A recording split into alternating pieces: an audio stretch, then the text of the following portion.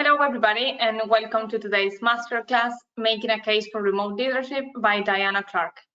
Thank you for joining. We hope you're all in good health and spirit. My name is Roberta Johansen, and I am Program Manager for ESCP's Executive MBA at Madrid campus. I will be introducing Diana today and then later joining for the Q&A session. This is the second masterclass in a series of webinars called Beyond COVID-19, Inspiration for Change from ESCP Business School. This series has been developed collaboratively by our 5 European campuses, Berlin, London, Paris, Torino, Madrid, where we're based today. It will tackle key issues of management in the context of the coronavirus. The webinars will focus on how businesses and individuals can understand, adapt, change, innovate, and lead during and after the pandemic. Today, we're going to explore key leadership dimensions that will be both specific and unique to our unfolding and evolving organizational culture in the context of remote work. No one can argue that we need more from leaders than to correct isolation. We need leaders to create and inspire communities with an implicit language aligned with the organizational values. Professor Diana Clark is an associate professor at ESCP Madrid campus in cross-cultural management, organizational innovation, and leadership. Her experience has crossed several fields, but her most significant work has been in the field of human resources consulting and development.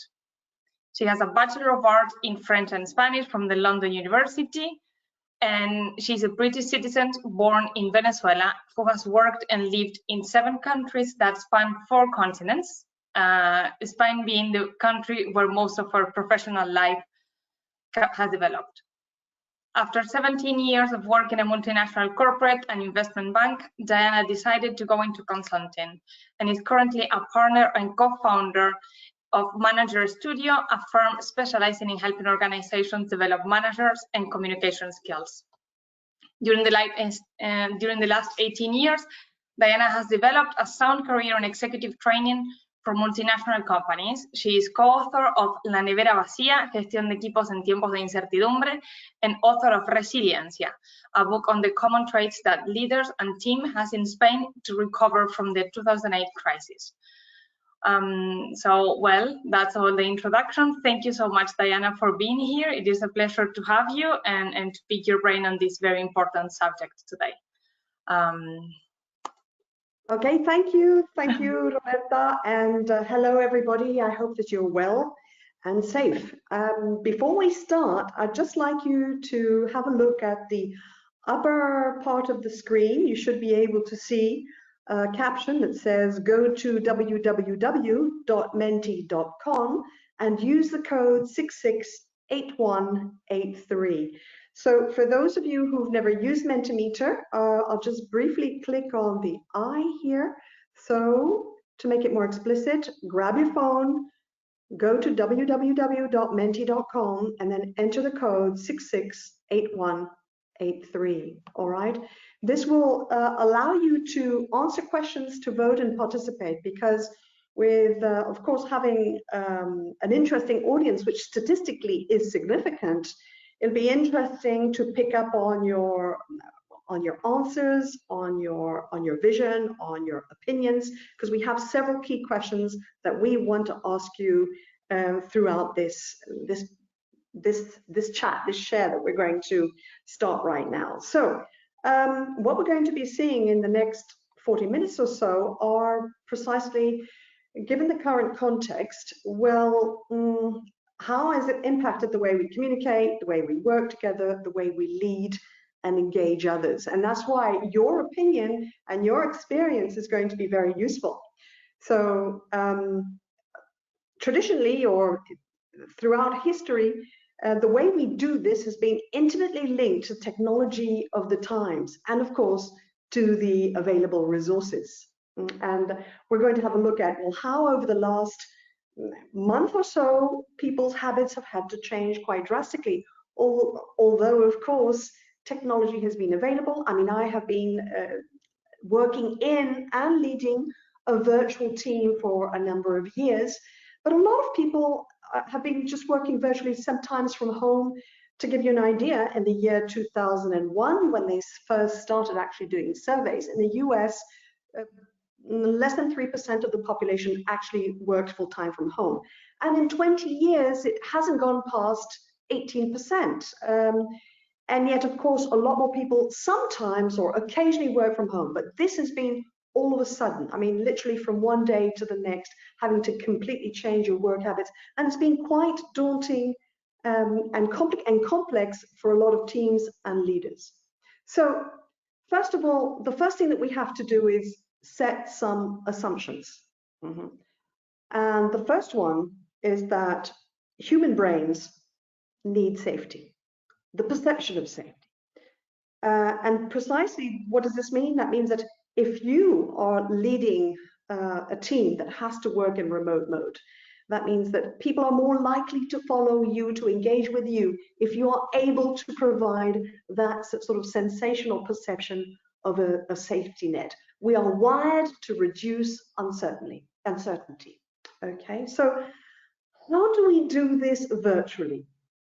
And in not normal times, in times where, as I'm going to explain now, we are dealing simultaneously, which is the first time in a long, long time that social systems have been dealing simultaneously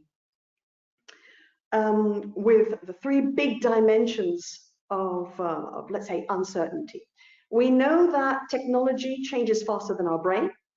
That change in technology is exponential, and yet the human emotional needs are the same as they were 10,000 years ago, and I dare say even longer ago. So, and these emotions and these emotional cognitive needs respond to the three big areas, which are basically, let's say simply, the passing of time and the idea of our own mortality, that we can die and that we are going to die. And of course, we've seen this very present lately.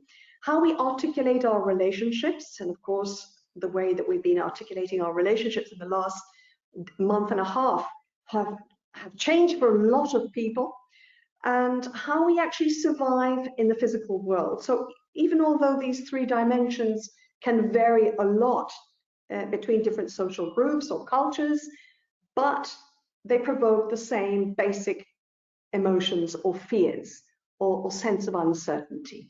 And this is not because we say so, it's because this is also the result of a lot of surveys, a lot of research in neuroscience. In any case, I'd like to share with you a metaphor, just so that you start thinking about what's going to be the next one. The expression in English that's most being used to actually talk about a very high-performing team has been a well-oiled machine. So imagine what a well-oiled machine looks like and feels like. You can imagine all those cogs, those wheels, moving in unison, the steam expended by the machine representing the level of energy that's expended. And you can also imagine the type of leader that goes well with a well-oiled machine. A well-oiled machine, what is it? It's stable, it's strong, it's efficient, and it's predictable. We could say that probably this metaphor is somewhat out of date to current circumstances. The question is, what is going to that metaphor look like? And that is one of the first questions that we're going to ask you. So if leadership is evolving, and right now it's evolving very quickly, it has been evolving, of course. We also know that the ideas of leadership, let's say, the mindsets about leadership have gone in stops and starts. It jumped forward a lot after the Second World War, and it has been evolving, but now where are we going? So I'd like to invite you to vote. So if you've got your code in 668183, I'm offering you 6 possibilities of a new metaphor to what you think new leadership or leadership in today's context should be.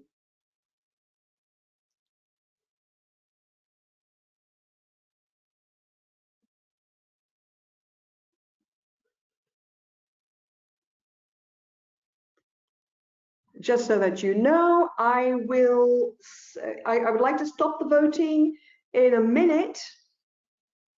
So, and the moment I pass the page, you will not be able to vote anymore. So get your votes in quickly. But as we see, I'd like to start commenting on that. Look at this. This is very interesting. We've got, well, some commanders, very few superheroes, some entrepreneurs, explorers, trailblazers, and it looks like the connectors are winning. Hands up, okay? Interesting. It's maintaining itself at 52%. So just I'll give you a few more seconds. This is very interesting for us. Why? Because it corresponds to several surveys that we've conducted in companies, and it also corresponds a lot to what latest Gallup surveys have been pointing towards. All right, so still there, around 49, 48%. So I'd like to just move forward. It still seems that some of the other metaphors are going up, but still, 48% is a lot. Well, guess what? Well, that's the one that we voted for, and that's based on research.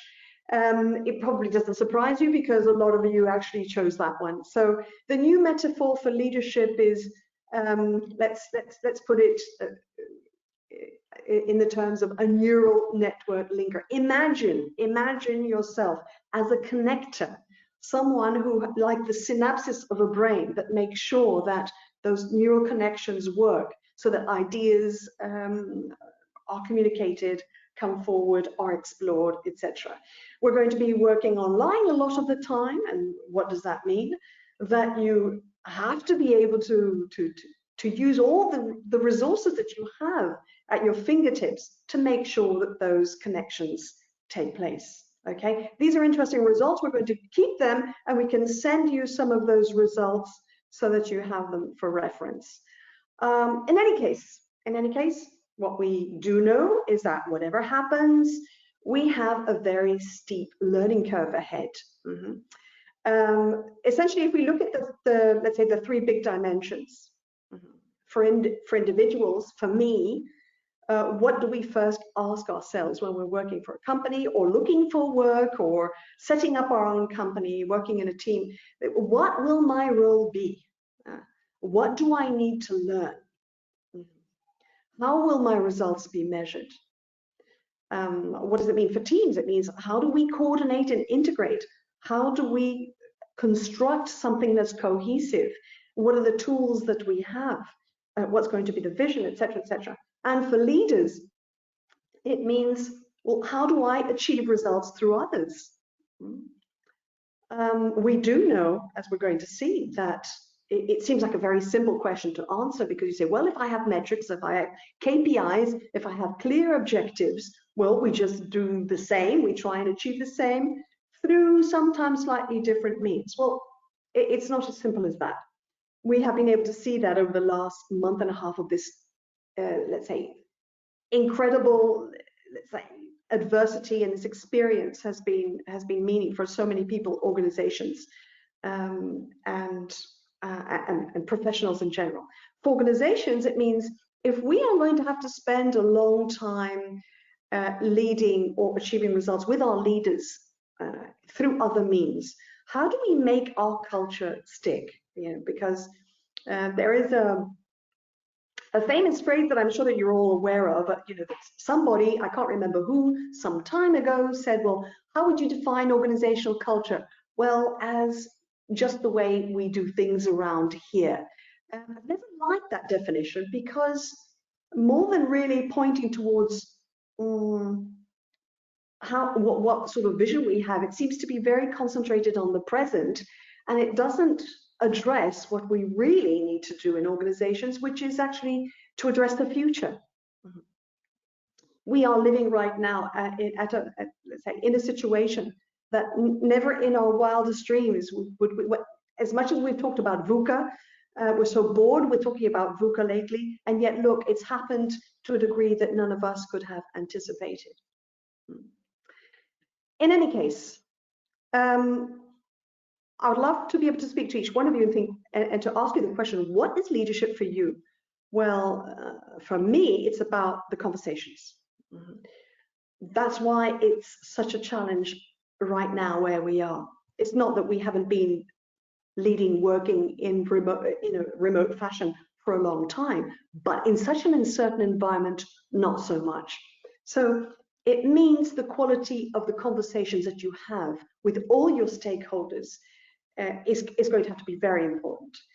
We know that all our communication is going from grounded in implicitness and having a background. To give you an idea, it's not the same connecting from an airport, from your office to some other office, as connecting from your kitchen, right? You're letting people have a view into your homes, and at the same time, you're missing out on a lot of the influencing techniques that you generally would have used. We know that 75% of our influence is still grounded in non-verbal communication. So how do we transition to virtual so suddenly? That means that we have to be extremely explicit in the way we communicate, because implicit sort of goes out the window. And the other question is, how do we actually generate trust? Because trust is still, let's say, the social capital of any organization, of any team. How do you generate trust as a leader? Because that is the only counterbalance that you're going to get to a sense of uncertainty and insecurity.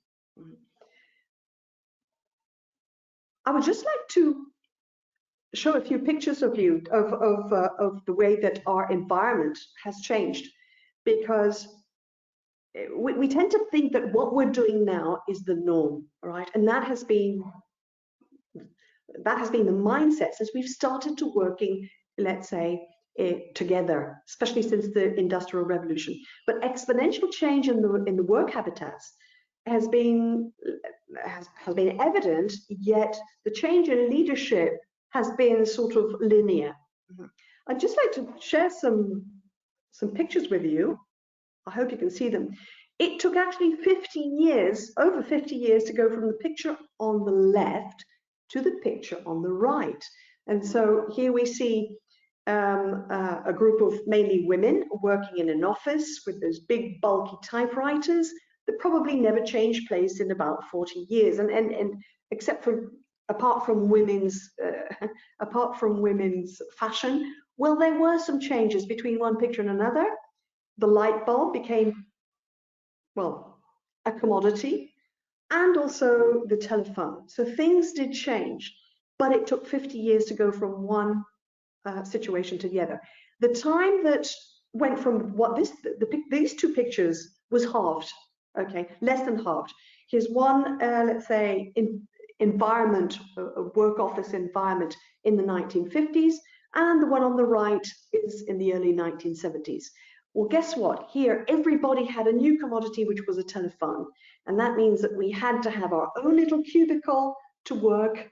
It gave us a sense of, not only, it wasn't because we needed a sense of privacy, the noise level would have been absolutely amazing because we started communicating on the phone. Whereas you see that before it was more in paper, etc. And then here again, the time was halved between one picture and another. Yes, here a new commodity is computer, big bulky ones, lots of paper still everywhere, and yet in less than 8 years we get the picture on the right. And here we have two pictures where there's just literally the time span between one picture and another is about a week.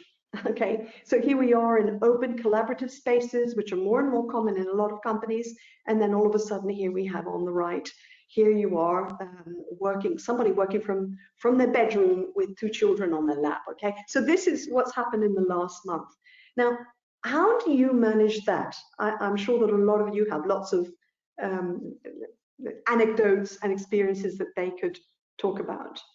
In any case, there's no model that people can look up and say, okay, this is how we make this leap.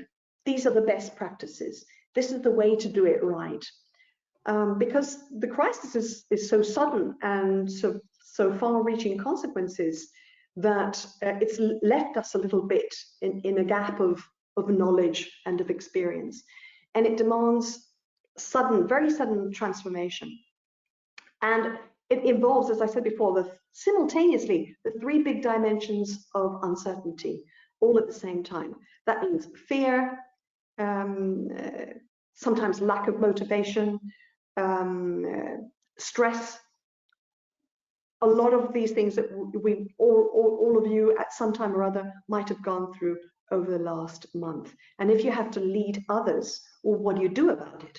I'd just like to share a little bit of an experience. I do give coaching, executive coaching, and there was just recently, a week ago, I had a very interesting conversation with someone who's just been promoted to a German subsidiary in Spain, who does equipment for construction business. And just literally the week after he was promoted, this happened. Can you imagine being promoted to your dream job and all of a sudden having to deal with this, knowing that your sales figures have gone out the window, that your sales force and your production force and your distribution force are at a standstill, your customers are failing too? Where do you start? And incredibly, he actually said that the first week had been, more than anything, about creating a sense of trust and allaying the sense of fear. He had a good instinct, and he was doing this. He said that actually working from his kitchen table and having his kids on top of him actually allowed him to bond with his management team much faster than he would have been able to if they'd all been going to the office. So he said that he actually looked for the upside. In any case, how do we create a virtual community rather than just connect isolation? Because, okay, you can have wonderful resources, you can have all the connections and connectivity you need, but yet feel that you're just lost somewhere, and occasionally you have conference calls. Or in the best of cases, you can see each other with your webcam. But how do you actually keep your values, your organizational values alive, and through your networking, through your capacity to communicate online, actually become a virtual influencer? And of course, you need to keep the focus of your customer. We don't know how long this is going to last. Yes, they say that the lockdown is going to sort of scale down, but a lot of things will take long, and we still have to try and pick our businesses up, pick our teams up, look for jobs, adjust our communication and influence styles. We don't know what to do. I said this before, that we don't have a real reference of how we're going to deal with this, but we do know a few things. I'm going to ask your opinion on these, so get your fingers ready for voting. So we do know, because this is the result of research over the last 20 years, what do teams expect from their managers and leaders when they go virtual in times of change? Of course, this change has been very concentrated, very sudden, and very scary, but change has been happening for a long time. So this has been studied. What are the most common mistakes that have been made, or that leaders tend to make when they go on remote mode, and an idea of some of the things that have worked before? So the first question I'd like to ask you is, and this is a word cloud, if I remember rightly, what do you think teams need most from their leaders now? I've given you up to, I think, 3 or 4 responses you can type in.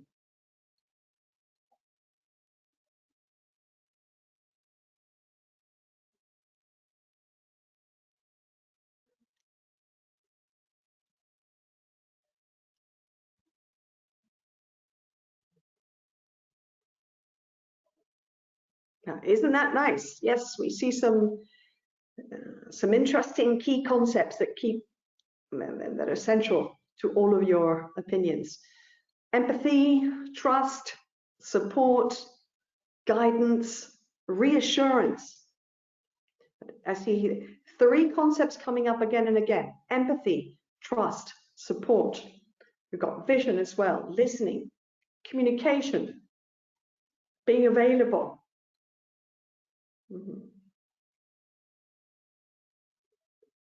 Okay, we're going up here, a lot of 158 inputs, yes.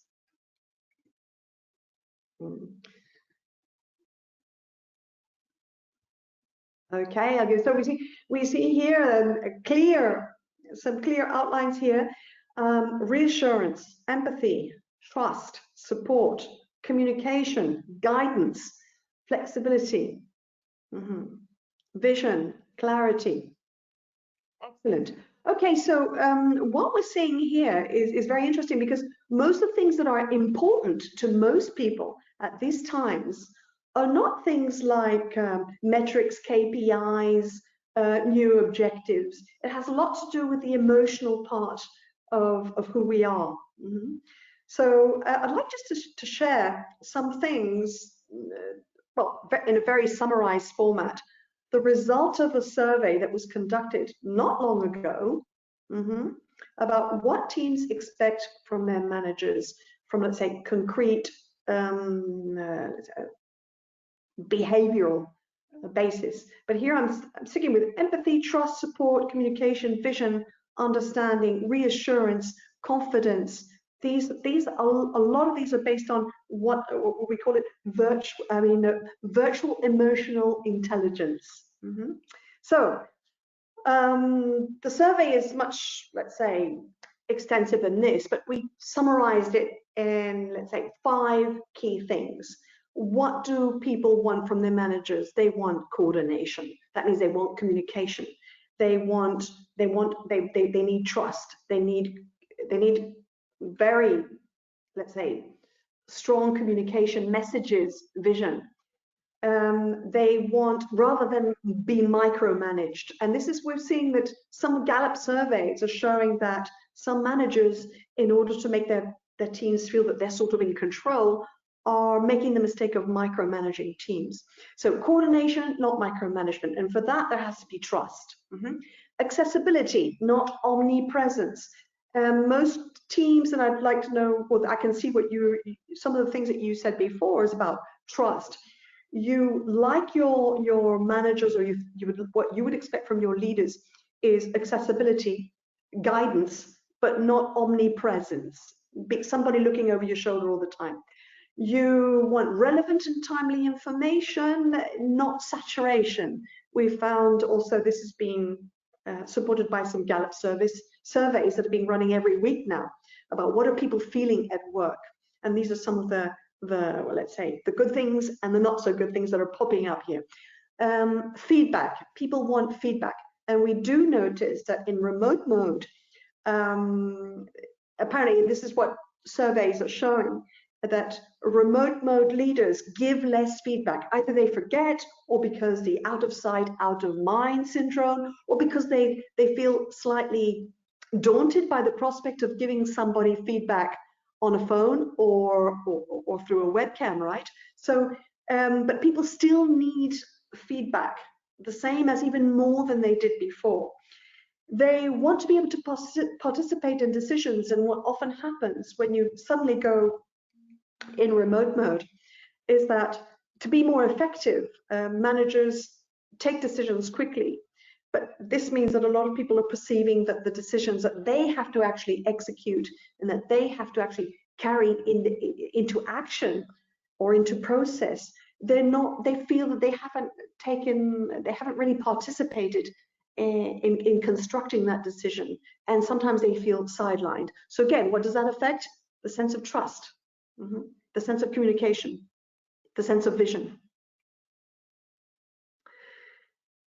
These are the most common mistakes, and I'm going to ask you a question shortly, but the most common mistakes that, according to surveys, have been made is that for people to assume, and managers to assume, that they've understood and have been understood. It's not the same to have an online meeting when the line probably might not be so bad, where you might be speaking in a common language that's not that familiar to everybody. That you think that things have been made clearly understood, and they're not. And then you find yourself thinking, why did I say that? Oh, I was sure I said something else. Or even when you send communication in writing, that you can be misunderstood. So you have to be much more explicit. The other mistake that's been made is that, oh, because we're a high-performing team now, it will be easy. The transition will be easy. And that is one of the biggest mistakes that's being made. Oh, just trust each other. Things are going to go well. We are already a high-performing integrated team. And they underestimate the complexity of going remote. The other mistake that's being made is focusing all the communication on task processes and control process rather than on empathy, on guidance, on giving feedback, on boosting people's morale.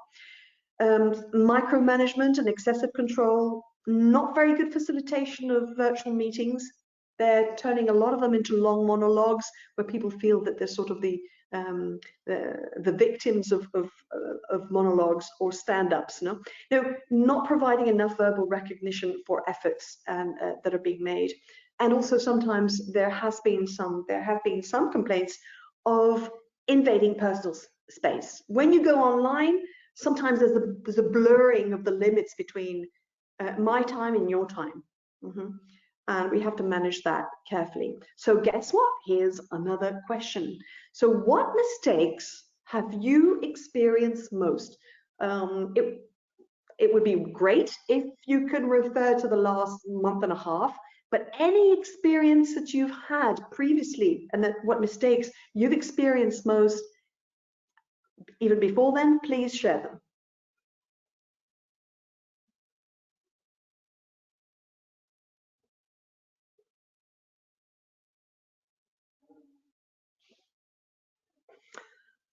I'm delighted to see all these answers coming up because it means that at least you can all hear me and you can see. That's brilliant.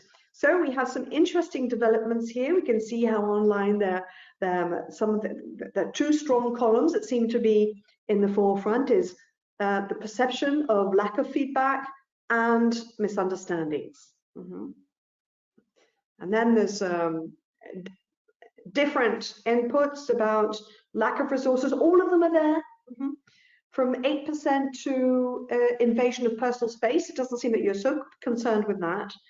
Or facilitation of virtual meetings, but there seems to be a concern for lack of resources, lack of technology, focused communication on task rather than on other type of human exchange and social needs, underestimating the obstacles. But here again, the two most important ones are the misunderstandings and the lack of feedback and recognition. And guess what?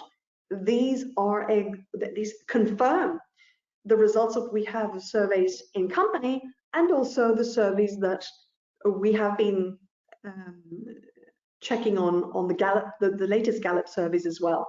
Key concerns, lack of feedback and misunderstanding. Now, if you're going to be leaders, well, how are you going to avoid that?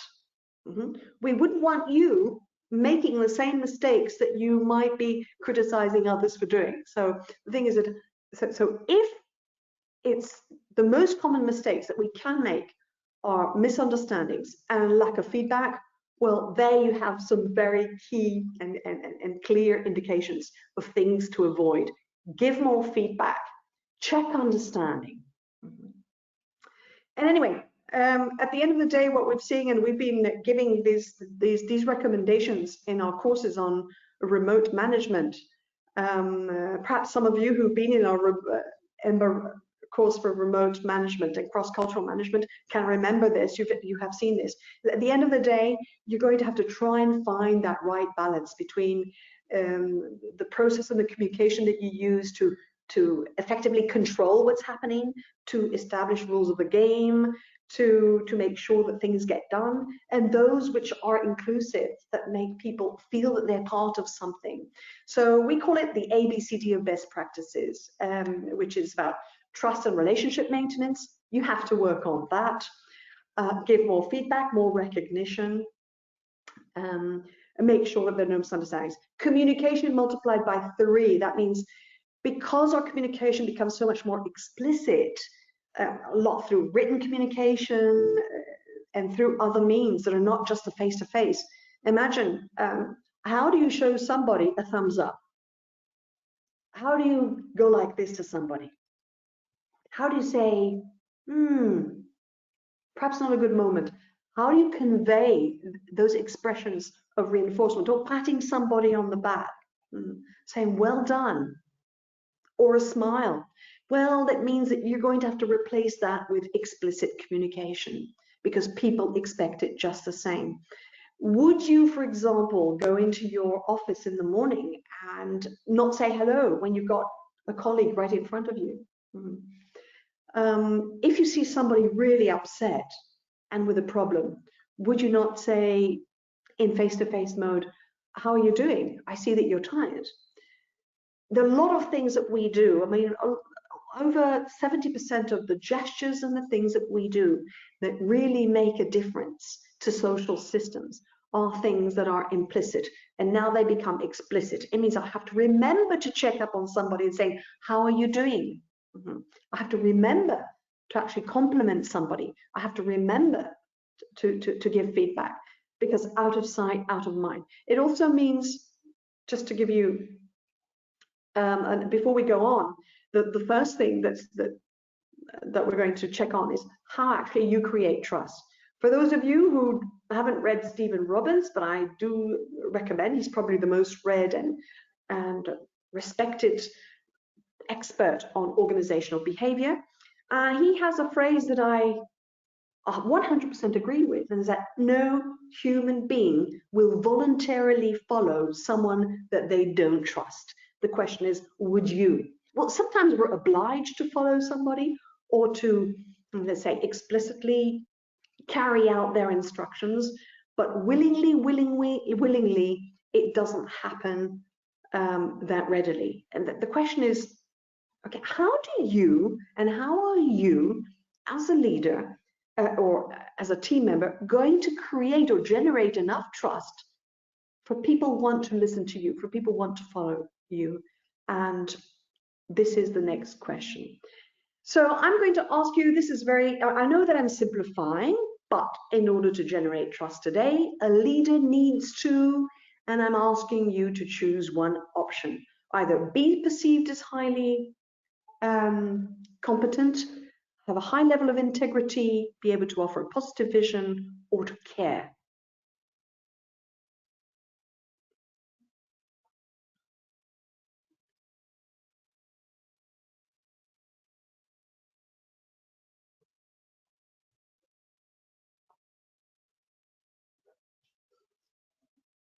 Yes, now start commenting. This is interesting. I think we'll get up to 170, close to 100. They were 179, I think, the last time. So we're getting close to the final numbers. But here we have a strong preference for being perceived as honest and with a high level of integrity. What does that mean? That means I am perceived as somebody who actually walks the talk.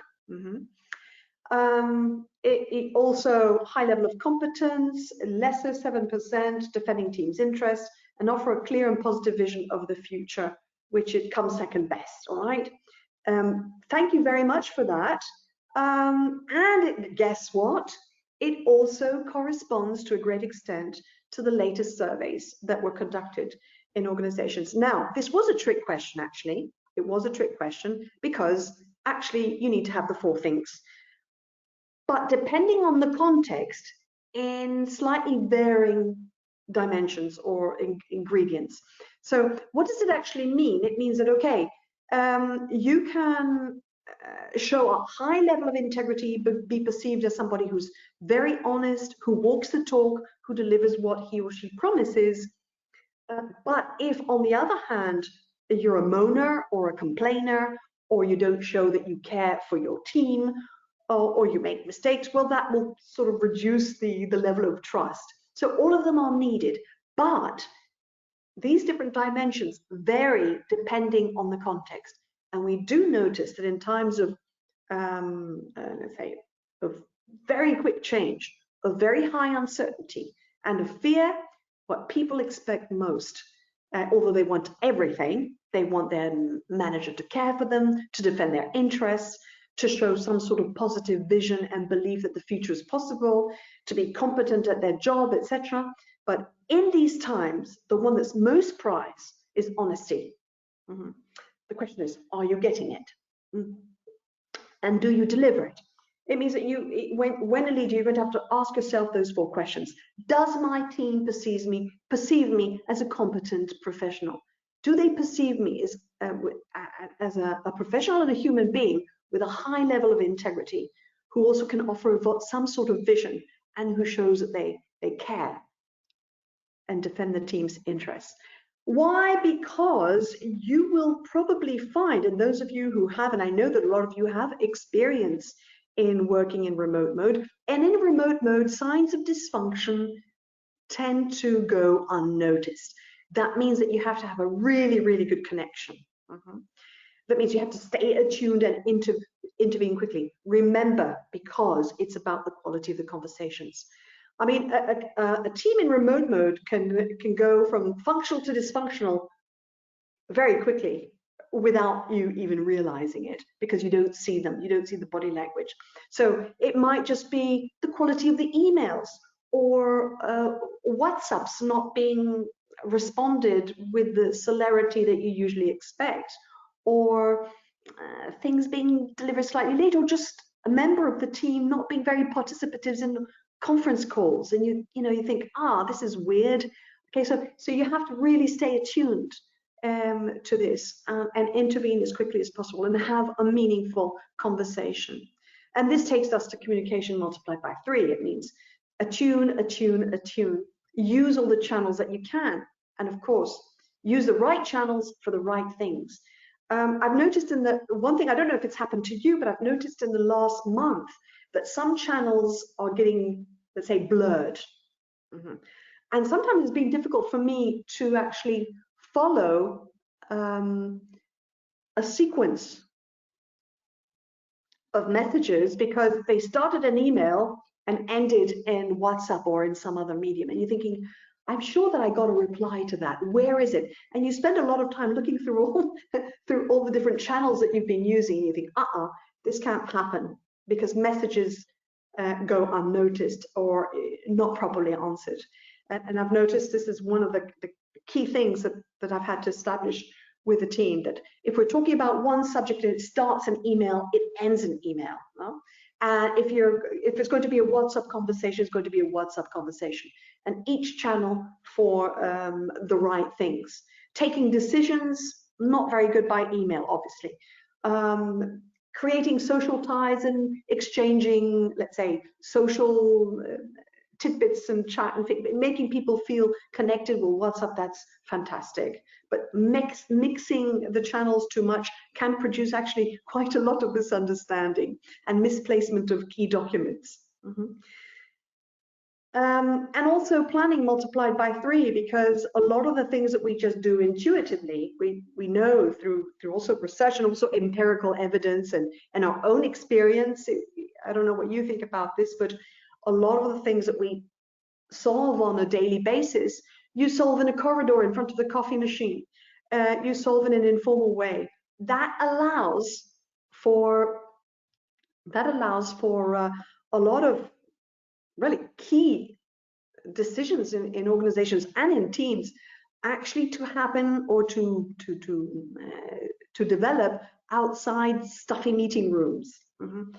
Now all this has to be planned, and any of you who have done a course in project management, well, you know what we mean when we say be agile, and you're going to have to transform a little bit into a Scrum Master. And also plan for the levels of autonomy and empowerment. Anticipate, anticipate, anticipate, multiplied by 3. We've noticed this. It makes a huge amount of difference. Even you can't improvise. Even your improvisations require a degree of planning. That means that we might think that this leads us sometimes to not use formal channels to express things that are usually intuitive or emotional. No, we have to use them, all right, even though we have to plan a bit more.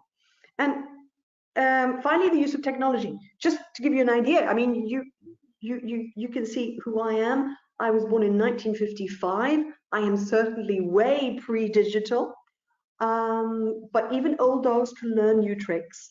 And being attuned to technology is something that we're all going to have to become really adept at. I'm sure that you are. I mean, I was born in an age where a mail meant a piece of paper in an envelope with a stamp on it, where you actually had to make an international call through an operator, and where in the 1970s, the biggest invention of the century was deemed to be the fax machine. So you can just get an idea.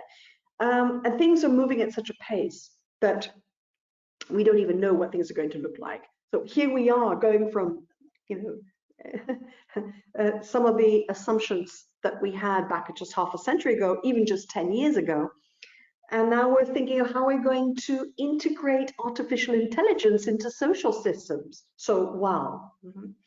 So we have to work on enhancing digital literacy in our teams. That is going to be a key factor. So to summarize, what can I say? What we can do is just embrace the wave and be a surfer of uncertainty. Because my friends, this is the new norm. Things are not going to go back to where they were exactly. Well, at least we might be mistaken, but that's not what we think. We're going to have to find that balance between control and process and inclusion and the emotional part of people, because, as we said, they're still the same as they were 10,000 years ago.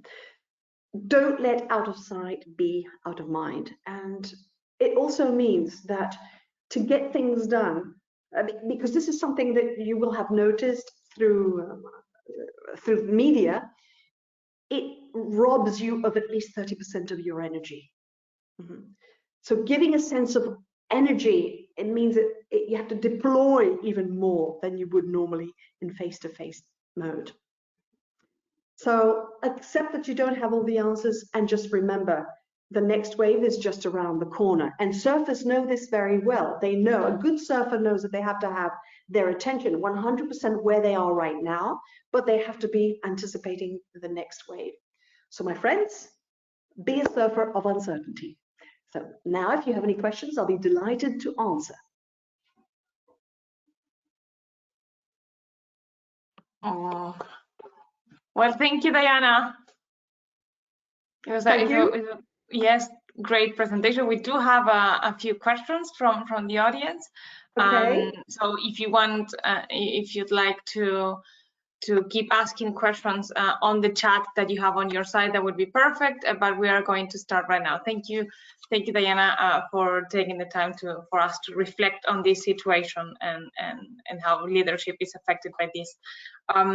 So the first question that we have is from Cyril, and he's asking how to manage a remote team when you have the proper team in chômage partiel, in underemployment. Yes, because legally you cannot use the firm tools because they are not working. In this case, how to give any sense and purpose to our team? Thank you, Cyril, for your question. Thank you, Cyril. And I would do the following: the same way that if we want to be pragmatic here, and the question is, what do you want to obtain? What do you need to do with your team that's partially en chômage? What do they need? At the end of the day, you're going to have to use more perhaps informal channels, even your own, to get that done. At the end of the day, that is what is going to happen. It means, what do I need to achieve? Leadership is about achieving things through other people. So it's about thinking, what do I need to achieve? It doesn't matter what their condition. The thing is that what do they need? What sort of reassurance they need? What type of conversations they need? And so what are the channels that I will be able to use and negotiate it? That's what I would say. Okay, and the opposite question would be, how do you face the onboarding of new staff in this kind of situation? What's important in that context? Okay, because there are companies that need to hire new people, so and you cannot know the unofficial language. So.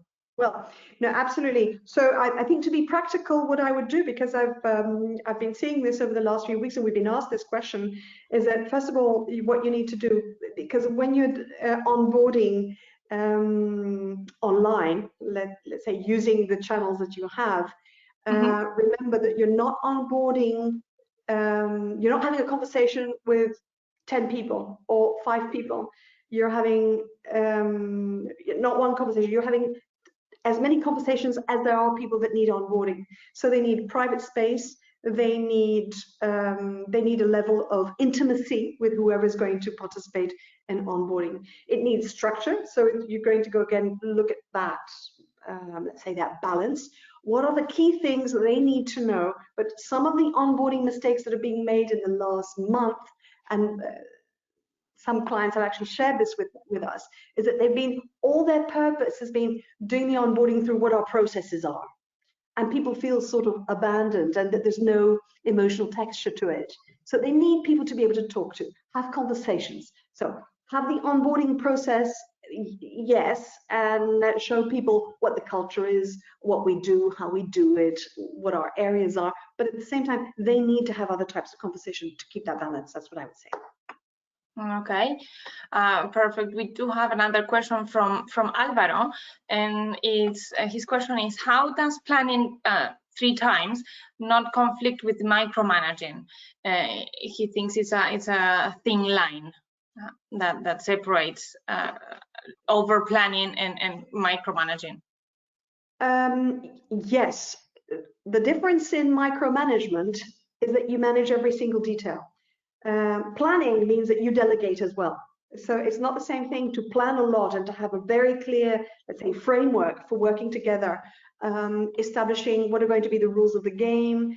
This can be done in a collaborative manner. Micromanagement means that I control every single detail and I decide every single detail, although a lot of those details could have been worked out and suggested by the team itself. I don't know if that answers your question. Okay. Planning is anticipating, it's not micromanaging, it's not the same thing. Okay, anticipated. Okay, that's great.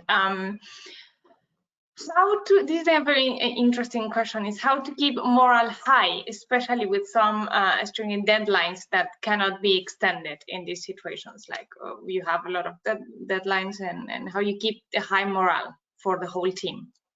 Okay, well, I think that the question can go together and can be separated. One is keeping morale, and if you do certainly believe that morale has a high impact on the willingness for people to actually make that extra effort to get things done, well, then you start with the morale building, of course. That means anticipate. Have you had that conversation with them? What do they need from you? Do they need more information? Do they need more encouragement? Do they need more feedback? Do they need more resources? Do they need more vision? Do they need more trust? So address that. It means, again, we go back to the meaningful conversations. If you think that the morale is going to boost the performance, well, then it means that you're going to have to start there. Of course, and actually, of course, you can be a fantastic morale booster and still not achieve your goals. It might be the goals are, say, they don't allow for circumstances such as ours. They don't allow for a lack of resources, or they don't allow for the necessary training. There are many reasons why we might not reach our budget or our goals in a project or sales or whatever. But start with a morale building, and at the end of the day, it's about empathy. It's about thinking, what do they need from me now? You guys have answered, guys and girls, of course, you've answered a lot of those questions, and you see, because you've lived through that, you have empirical evidence, and so that is extremely powerful. What do people need from their managers now? And that is about morale boosting. Remember what we said at the beginning. It's about how you get people to follow you voluntarily, even in very difficult circumstances. That is what morale is all about. Okay. Okay, this is related with another question that we have from Ricardo, and the question is, he's finding himself in a very difficult situation, and how can he rebuild trust with the staff that works for him and makes collaboration more and more difficult. He says that the lack of face-to-face make the collaboration very complicated. So you are advising that he's asking them what they need from them and start being more empathetic. Yes, the thing is that, and that's sometimes the difficult part. If you generally ask your team, are we doing okay, or is there anything you need from me? People will be quite reluctant to, sometimes they can be reluctant to be very forthcoming. So it means that you have to be very explicit and very specific about your questions. For example, saying, okay, I have noticed this, give feedback, provide feedback. Are we communicating enough? If you had to recommend, please, if you had to recommend one communication or coordination process that you would improve, which would it be?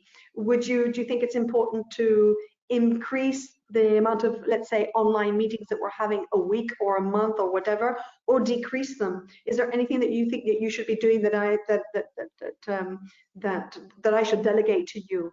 What extra resources do you need from me? What guidance do you need from me? What information do you need from me? So I think the questions have to be more explicit. Remember what we said, that a lot of the implicit stuff sort of goes out the window. We have to be more and more explicit. Well, that is it. Mm-hmm. Okay, so we have a question from Antonio Fajardo. He is an alumni of our executive MBA, so that's great to have you here. So he's saying that he has noticed that he's less effective working from home than from the office, that sometimes he cannot solve the same topics as before just because he doesn't have the face-to-face conversation. Are we supposed to accept that? Or do you think that there's another option? Or what do you say about right. that? Well, if you were in the elective for the cross-cultural management, one of the things that we explained was that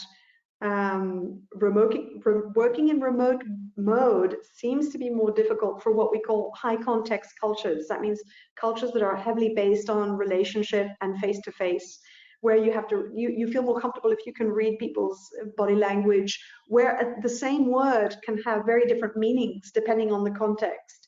And it seems that people feel less effective because it takes some time to adjust from being high context and to becoming more and more explicit. It won't happen overnight. If I can say something that might be reassuring, is that for some time we feel like we're completely outside our comfort zone, but we do get there in the end. But it means that we have to be more and more explicit, and also it means that we have to be more able to set some guidelines and set some let's say boundaries for the whens, the hows, and the whats. If not, we find ourselves blurring a lot of boundaries and feeling less efficient. But I'm sure that you're more efficient than you actually think that you've been. It's very confusing for oneself. I mean, I've had the same feeling very often in the last 5 weeks, saying, am I being as efficient as I wanted to be? Because when you're working in the same place from your kitchen table or from your living room, that means there are no borders. Everything becomes fuzzy, and you have that feeling. Yeah. Mm-hmm. Yes, we do have that same question on the side of the manager. Joseph, he's asking, how can we manage and motivate a team that believes that this is just temporary and they just do maintain the situation at its minimum level of performance, wanting to come back to normal situation before COVID-19, to what it used to be? Well, low performance team in this kind of situation, or do we have to change the standards? Maybe. Well, I think that Joseph, that the question that you just asked, I think, is a fundamental question for everybody. It's a kind of a fundamental question for everybody. We're asking this question ourselves in schools, universities, and businesses. What's the future going to look like? And you have those who think that, no, we'll slowly go back to normal, and others that say that the normal is going to be completely different, but there's going to be a new normal. And how to convince people that we're going to work with that the new normal is not going to be the same. Well, again, I know that this might sound simplistic and reducing it to just, again, to communication, but having meaningful conversations. People also understand, not only through, it doesn't mean that we have to sound like a stuck record, but people things start thinking in when you start organizing things, managing things like they're going to be like that for a long time. When you repeat message, when you remind people, when you reassure people, when we say, look, we don't know how things are going to look like afterwards, but let's anticipate as if they were, because the chances are that even if slowly they do go back to normal, which we don't think that they will, the chances are that let's say the uncertainty is going to last for a longer time than none of us thought. Okay. Mm-hmm. Even in I mean, if you look at Bill Gates or all of the big experts in the world, they say that probably any chance of a vaccine is going to be delayed at least 18 months, 2 years. And meanwhile, there will be varying degrees of social distancing, different ways of working. So it means that, okay, are we going to wait for 2 years in, let's say, low production mode or low efficiency mode, that, oh, let's wait till this passes till we really get our energy back? No, obviously not. Mm-hmm. We cannot afford that. No. Okay, so we have a question from Luigi. He's an EMBA student. So he's asking, and Diana, do you think that it will be necessary for the organization to have a new role inside the companies to emotionally support employees that are not so confident with smart working and new technologies? Mm-hmm. I think that is an excellent idea, and a number of companies are actually doing that. However, I would say that it's important that managers, because here this chat was about leadership and how we lead people. What you can't do if you're a leader is delegate that to somebody else. Ultimately, you probably need the support as well, but ultimately, if you're going to get people to want to accompany you, follow you, achieve things through other people, they're going to have to see you as somebody who can provide that reassurance. So that's what I would say. I think that it's a good initiative, and some organizations are doing it and setting up some really interesting programs. But ultimately, as a leader, you're the one that has to inspire that sense of, let's say, that the anchor, something solid, something safe. You're the one that you're going to have to provide that sense of emotional and cognitive safety net. You can't say, oh no, now you go and speak to the expert. You know, we have a new department. Okay, so how we have a lot of questions here. I'm not sure how long we are going to be able to stay, but this is a question: how to keep a team motivated in the time of crisis when you're working on radical new product development and the uncertainty of being dominance in the market is very high. As we are not physically present, people lose focus as well. You see, out of sight, out of mind.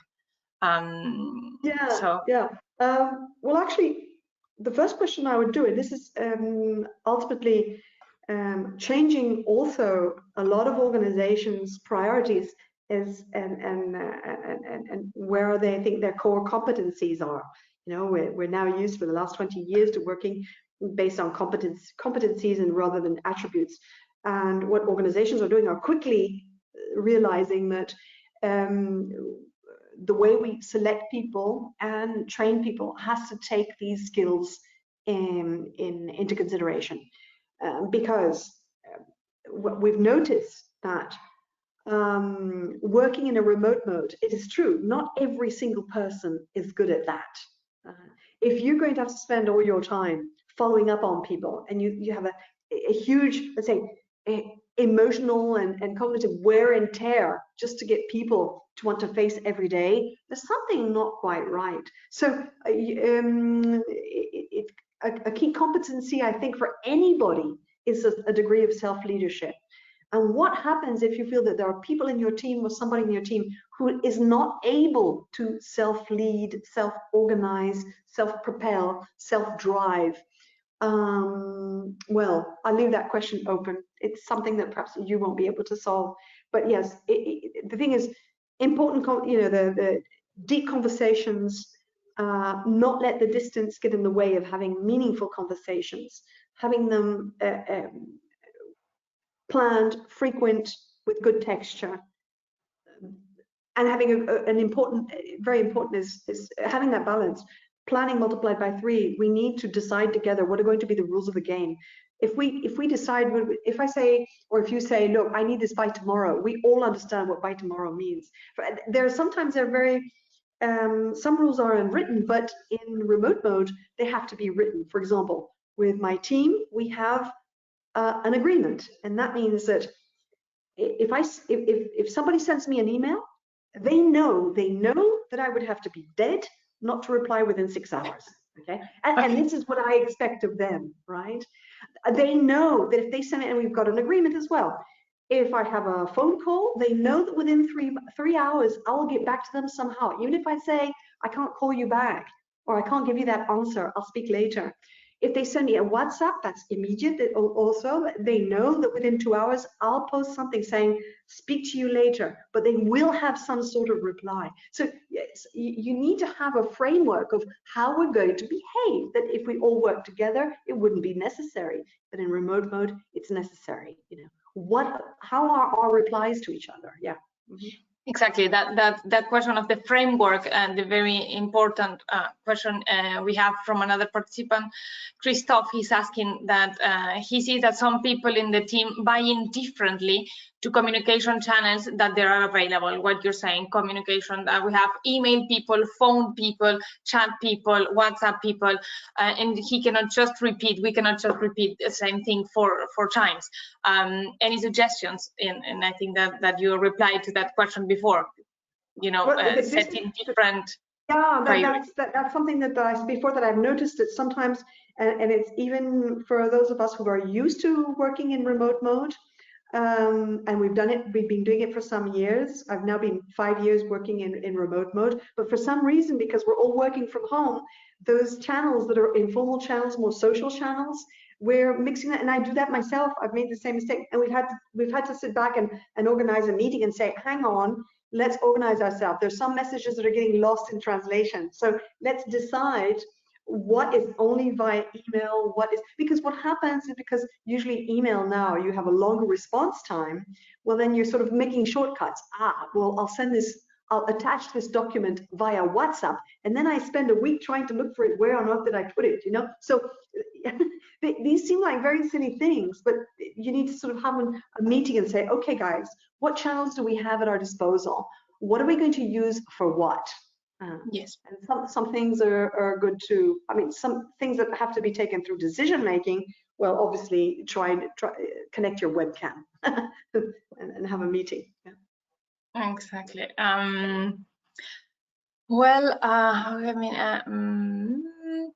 We have a lot of questions here. I wonder if there's somebody who's also not only just asking questions. There might be people who are giving advice that might have lived an experience and can share some really interesting, let's say, recommendations or tips. That would be good.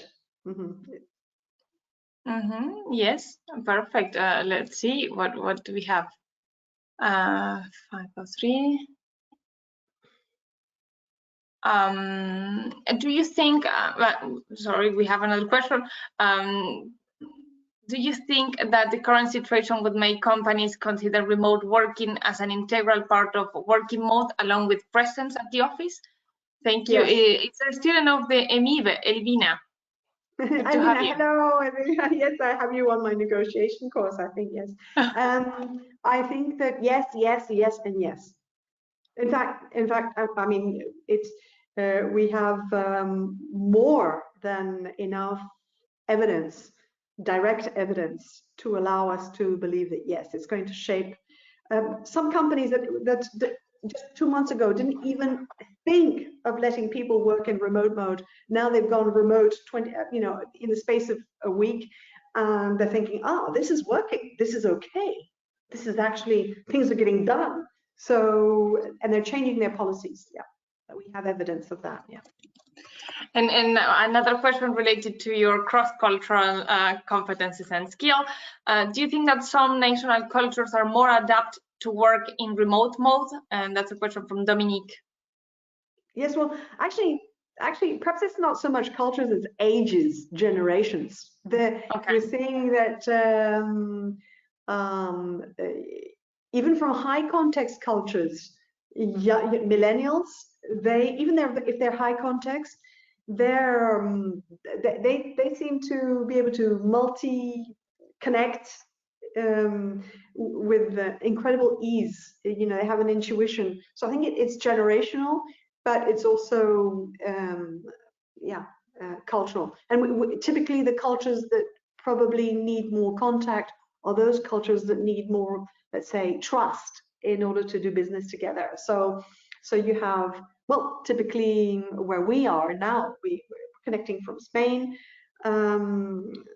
Spain is a very highly social culture, as well as Middle East, Latin America, Africa.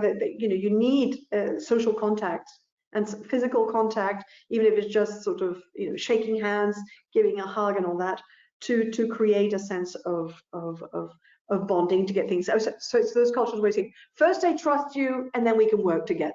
And there are some cultures where they're saying, no, let's work together, and then I might trust you, sort of thing. And I don't want to stereotype or to generalize too much, but we're seeing that I think it's those who have been exposed to, to digitalization and to technology earlier seem to be doing that better. And I think that's why I think it's more generational than anything. Okay. Well, a lot of thank you, people that are living, and yeah, very happy, very valuable WhatsApp. So I don't know, should we continue a few more minutes with the questions? Well, if you want to, I would again. I don't know if there's a channel where we can get some people's tips, because there's how many? There are nearly 200 people who have connected and who have participated in 300. Yes. 300. Yeah.